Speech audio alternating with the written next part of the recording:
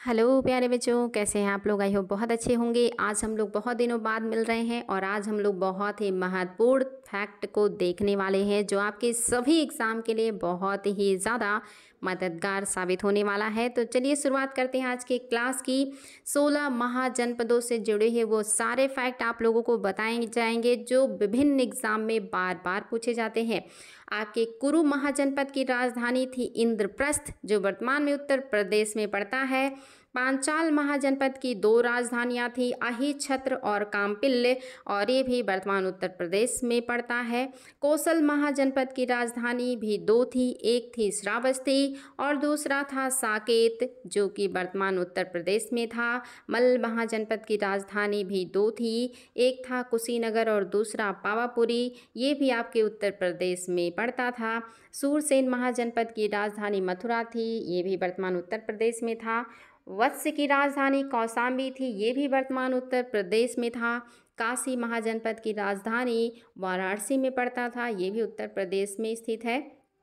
चेदी महाजनपद की राजधानी सोथीवती थी, ये भी यूपी में ही इस्टेब्लिश था। वज्जी महाजनपद की राजधानी वैशाली में थी जो वर्तमान बिहार में है।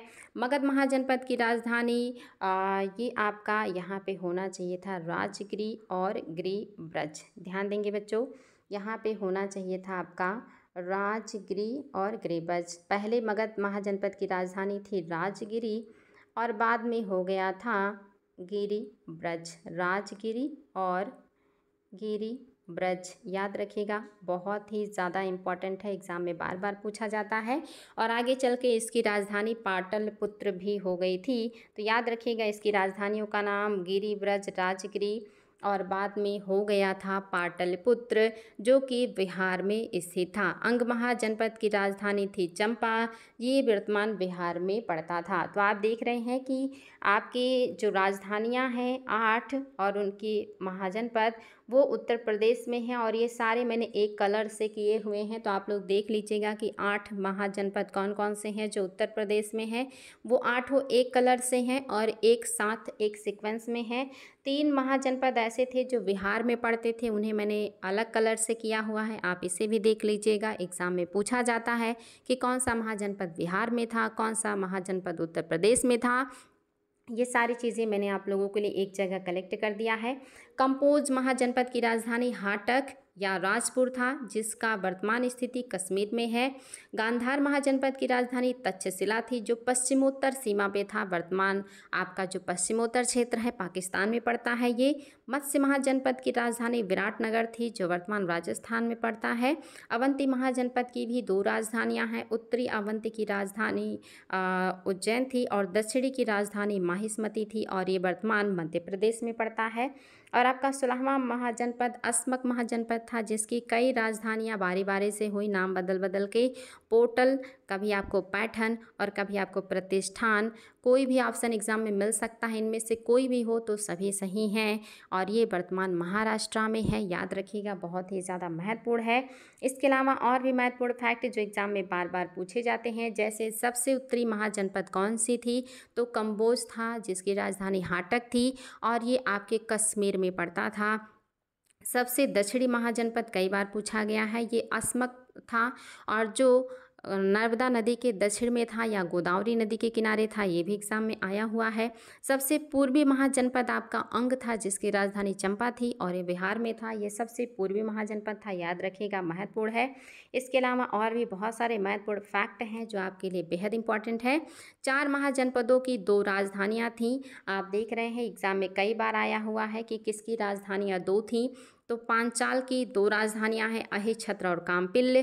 कोसल की भी 2 राजधानियां हैं श्रावस्ती और साकेत। मल्ल की भी 2 राजधानियां हैं कुशीनगर और पावापुरी और कुशीनगर में महानिर्माण प्राप्त हुआ था महात्मा बुद्ध को, पावापुरी में महानिर्माण प्राप्त हुआ था महावीर स्वामी को। तो याद रखेंगे, ये फैक्ट भी पूछा गया है। अवंती महाजनपद की भी 2 राजधानियां हैं उज्जैन और माहिष्मती। 16 महाजनपदों में 2 महाजनपद गढ़ राज्य थे जहाँ पे कई लोगों का शासन था, कई लोग सामूहिक रूप से शासन करते थे और वो था मल्ल महाजनपद और वज्जी महाजनपद। ये भी क्वेश्चन आया हुआ है तो ध्यान दीजिएगा, 2 महाजनपद आपके गणराज्य थे। 16 महाजनपदों में 10 महाजनपद गंगा घाटी में थे, याद रखिएगा, ये क्वेश्चन भी आया हुआ है। और 16 महाजनपदों में से 8 महाजनपद उत्तर प्रदेश में थे। मैंने आप लोगों को कहा था कि मैंने इसे एक कलर से सीक्वेंस में लिखा है, उसको आप लोग जरूर ध्यान दीजिएगा, बेहद इंपॉर्टेंट है। 16 महाजनपदों का पहली बार उल्लेख बौद्ध धर्म के अंगुत्तर निकाय में और जैन धर्म के भगवती सूत्र में मिलता है। ये एग्जाम में बार बार पूछा जाने वाला फैक्ट है। तो 16 महाजनपदों से जितने महत्वपूर्ण फैक्ट अभी तक पूछे गए हैं वो सारे मैंने आप लोगों को बता दिए हैं। और इन 16 महाजनपदों में जो सबसे शक्तिशाली महाजनपद के रूप में उभरा था वो था आपका मगध महाजनपद। और मगध महाजनपद ही 16 महाजनपदों में शक्तिशाली के रूप में क्यों उभरा, इसके लिए 4 कारण थे।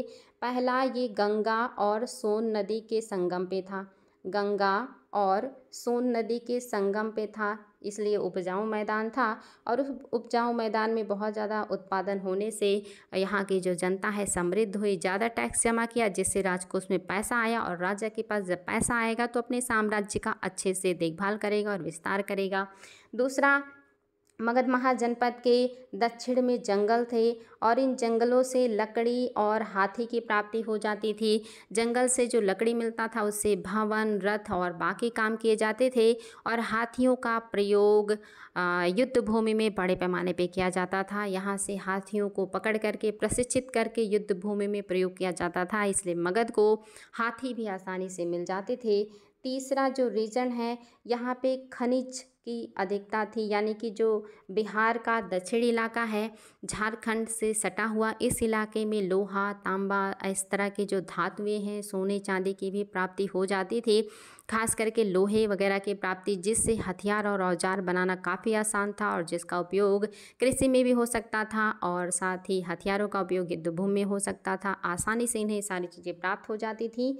और चौथा जो महत्वपूर्ण कारण है वो है यहाँ के महत्वाकांक्षी राजा, क्योंकि यहाँ पे महत्वाकांक्षी राजा बहुत ज़्यादा हुए हैं जिन्होंने साम्राज्य विस्तार किया और मगध साम्राज्य में एक एक करके अपने बाकी महाजनपदों को ये मिलाते चले गए। और इस तरह से इन 16 महाजनपदों में सबसे शक्तिशाली महाजनपद के रूप में जो उभरा था वो था आपका मगध महाजनपद। तो याद रखेंगे बच्चों, ये सारे फैक्ट एग्जाम में बार बार पूछे जाते हैं। जैसे पूछा जाता है कि वज्जी महाजनपद को किसने मिलाया था मगध में, तो ये मिलाया था आपके जो शासक थे जिनका नाम था अजातशत्रु। जो आपका अवंती है इसको मिलाया था जो सेन वंश, मतलब नागवंश, नागसेन वंश के जो शासक हैं, नागसेन जिनको कहा जाता है। और साथ ही आपका जो बिंदुसार है, इन्होंने भी अंग को मगध में मिलाया था। इस तरह से धीरे धीरे करके अलग अलग शासकों ने अलग अलग क्षेत्र को मगध में मिलाया था और मगध महाजनपद सबसे शक्तिशाली महाजनपद के रूप में उभरा था।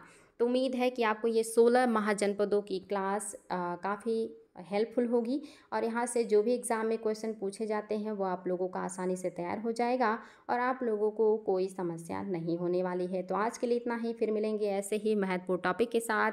Thank you so much.